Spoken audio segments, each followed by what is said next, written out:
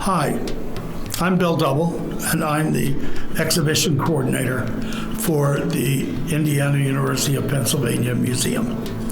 And we currently have a show that's featuring pieces from our very extensive collection.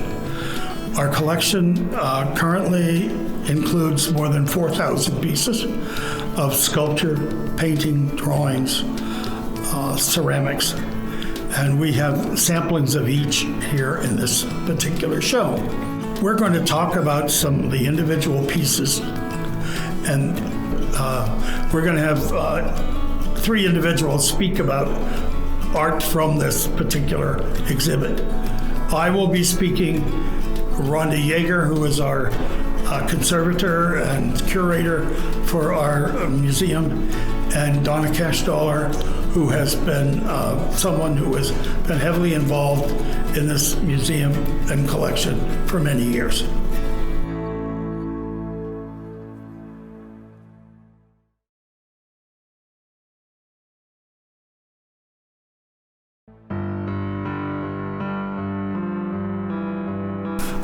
The first I want to discuss is Ben Shahn, and we have 2 pieces in this exhibit by Ben Shahn, and they are part of a collection of 7 pieces that were put together for the ACLU to raise funds for the civil rights movement.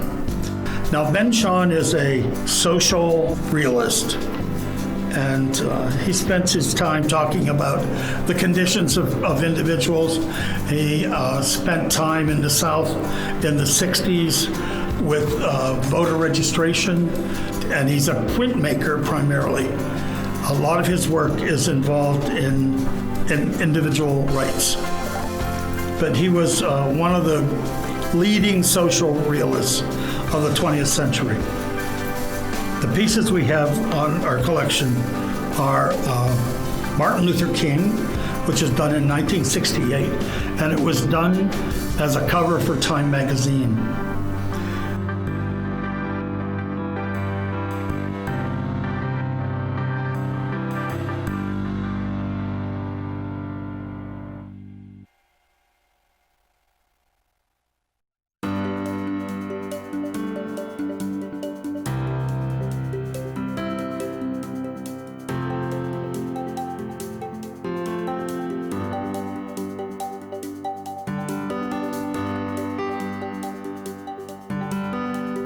The next artist we're going to talk about is Robert Slenker.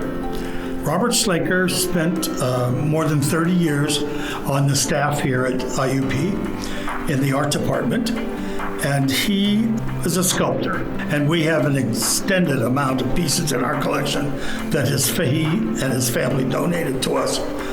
They're collage pieces, 3D collage, and he, using found objects, mounted in wood boxes, and they have a very similar look to Louise Nevelson.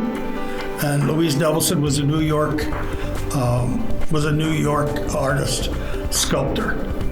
Now his pieces have all kinds of objects in them. Found objects like computer parts, tools, almost anything that you could pick up and find somewhere, he uses. And they're always crafted and assembled in beautifully finished boxes.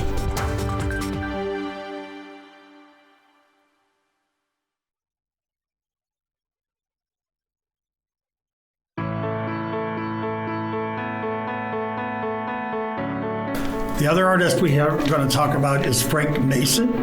Frank Mason was a New York painter, trained as a classical painter. He was really someone who really cared about classical work, particularly the Baroque period. Very classic kind of coloring and style and design. And as a very young man, he came to the Art Students League in New York, and he ended up being a director at the Art Students League, and he was there for 50-some years. And his paintings are well known around the world.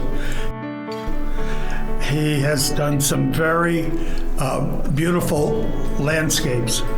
He spent most of his time in New York, but he summered in Peacham, Vermont. And in about 1980, he and his wife bought a farm there.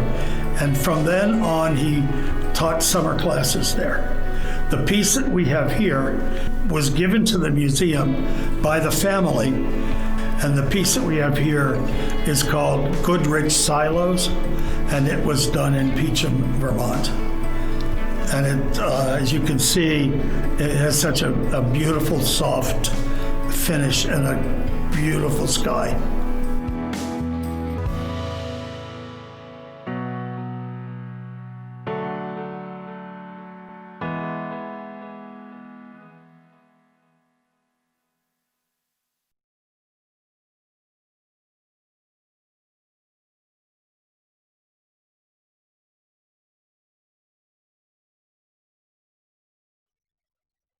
Hello, my name is Rhonda Yeager, and I am on the museum board.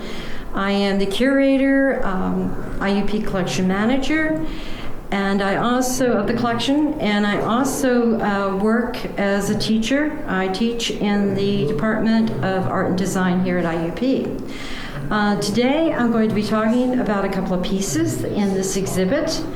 And the two pieces that I'm going to talk about are Foggy Morning and also a piece entitled Ceramic Ware, which is by a famous Native American artist by the name of Maria Martinez.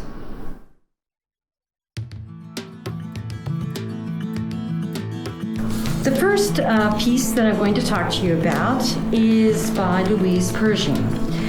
She is a very prominent Pittsburgh local artist, Western Pennsylvania. She was born 1904 in Pittsburgh, and she died in 1986 in Pittsburgh. She actually was 3 years at the Pennsylvania Academy of Fine Arts in Philadelphia, went to school there. She also went to school at Carnegie Institute of Technology, Carnegie Mellon University, and the University of Pittsburgh. She was influenced heavily, her art was influenced by abstract expressionist Hans Hofmann, renowned artist. She belonged to National Association of Women Artists, Pittsburgh Watercolor Society, Associated Artists of Pittsburgh, and actually her very first very important exhibit was in 1927, and that was for the Associated Artists of Pittsburgh, which she also belonged to for many years, most of her adult life. She was actually also the first female who had her actual own gallery in Pittsburgh. The piece that I'm talking about is Foggy Morning. It is oil on canvas, and it was done about 1944. Foggy Morning is this very beautiful piece of work. She did like a brighter color palette, which you see in Foggy Morning. It's even got a little bit of a pastel-y look, but you know, these vibrant, bright colors are something that she does a lot in her work, and it certainly shows in this particular painting, Foggy Morning. She actually, too, it was once said, art director once said that her, the people that she, as you can see, the individuals in this particular work of art, she doesn't have her people look like actually realistic people. They're more like characters. As you can see, all the people in the painting don't really look like individuals, but they all look similar, so they're kind of caricatures of people. And I think, you know, this painting that Foggy Morning, I think she's doing that here. She's having a lot of, you know, these generalization characters doing all these things. And it's interesting because the beach is out there, it's foggy, but they're all in here on this deck. And she often would make these kind of scenes of just people in every day-to-day life doing these very ordinary things, like reading the paper. You know, they have a little dog with her, one lady you can see. And they're just sitting here, and they're kind of together, but they're not together. So I think, there's a lot of contrast to different symbolism and meaning in her work. And her work is always has a little surreal touch, but in a kind of very cheerful way. And like I said, I just love the colors and I love the balance in this painting. It's just really fantastic.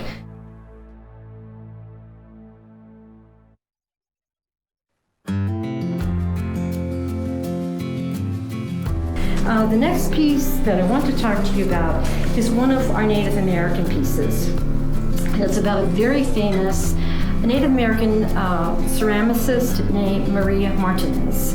Maria Martinez is from New Mexico. She was born there and died in the Pueblo of San Ildefonso. But she is really known for a particular type of ceramic ware that she and her husband Julian helped create. Normally when you look at Native American ceramics, Native American ceramics were done for utilitarian purposes. In other words, they were done to be used, functional objects.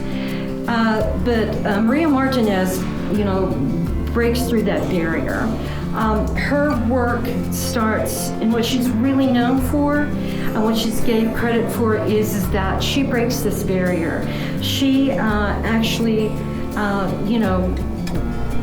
has her work come to importance of reframing Native American ceramics to a fine art, not just a utilitarian object, but something that is, a fine art, beautiful, and something that you display and look at and consider a fine art, and not just a utilitarian object. So she's, very well known for that. She started ceramics at a very young age.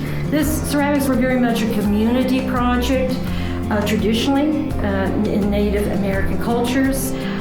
Everyone made a different part of the making of the piece. She and her husband, Julian, who accompanied her on a lot of her artistic adventures, ended up creating their blackware.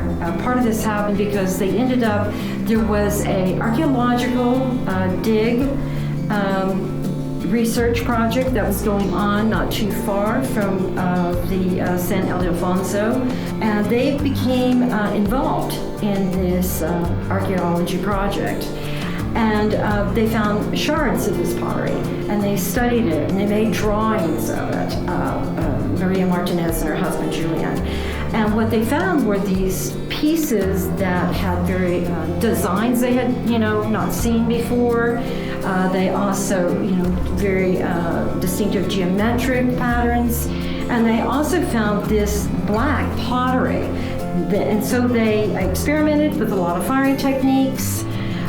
They experimented with a lot of different clays, and finally they found that using powdered manure would actually,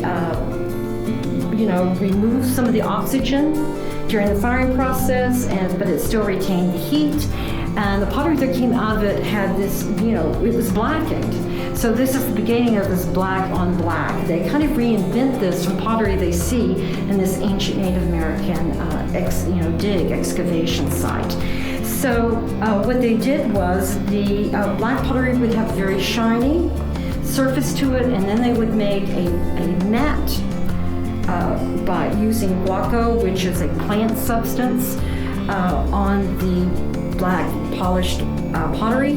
And this substance, they would do the mat. It wouldn't be shiny, it would be matte. It would consist of different designs, such as these symbols that they saw at the dig, and they did these renderings of drawings and sketches.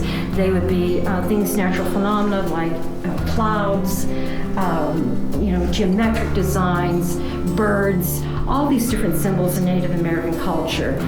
But as I said, she was very, very important to having this recognition of Native American ceramics, creating it as a fine art, and also of Native American culture in general.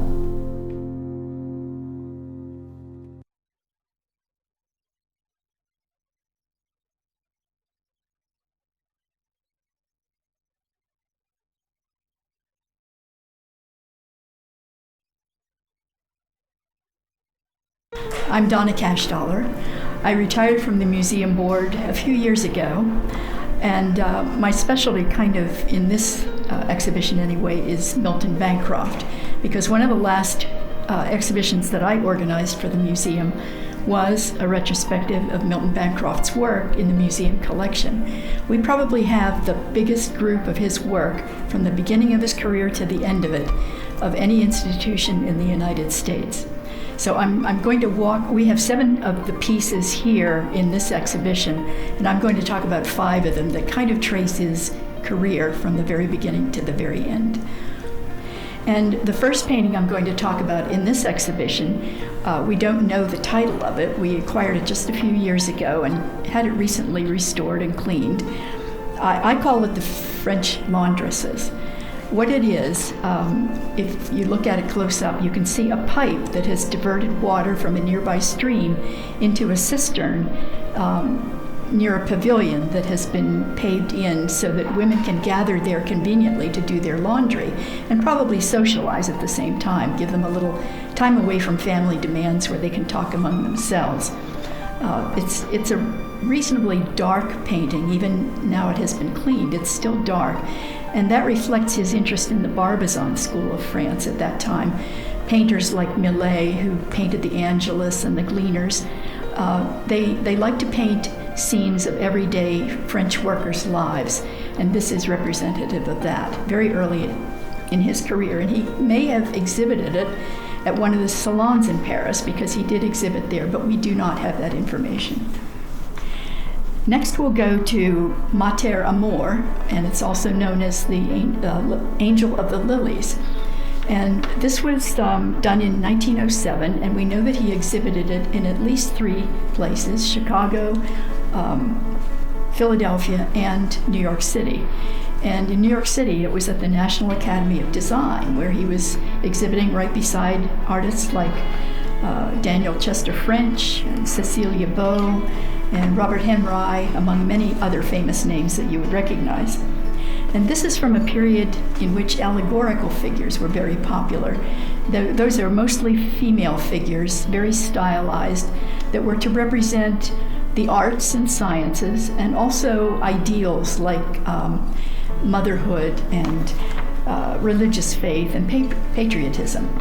And this is a very beloved painting here at IUP. It's been reproduced on Christmas cards and in various places. But I want to also point out the frame. This is the original frame in which he exhibited this painting. And we have some letters in special collections at IUP here. Bancroft's letters back to his wife, and also some of his business correspondence. And among that is a series of letters to a businessman who wanted to buy the painting, but he really wanted to buy that frame with it. And Milton Bancroft had spent a lot of money on that frame and did not want to part with it. He intended to use it in future exhibitions. So there was a little back and forth, and finally the man decided, well, if you won't sell me the frame, I don't want the painting. And that was a disappointment to Bancroft, but we're very happy that that happened, because we love it here. Next we move on to, he had a very successful career with the allegorical paintings, and actually painted 10 murals for a pavilion in the Panama Pacific Exposition in San Francisco in 1915. And it was a coup to be selected to paint for that project. And he came back to New York City, and things were already changing. The Armory Show had brought modern art to New York City, and artists were doing very different things. But also, America was getting ready to enter World War I, and there was a lot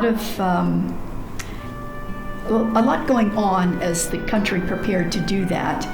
And among the things that Bancroft did then when he got back from San Francisco was design posters, as many American artists did, promoting the war effort in some way from the home front.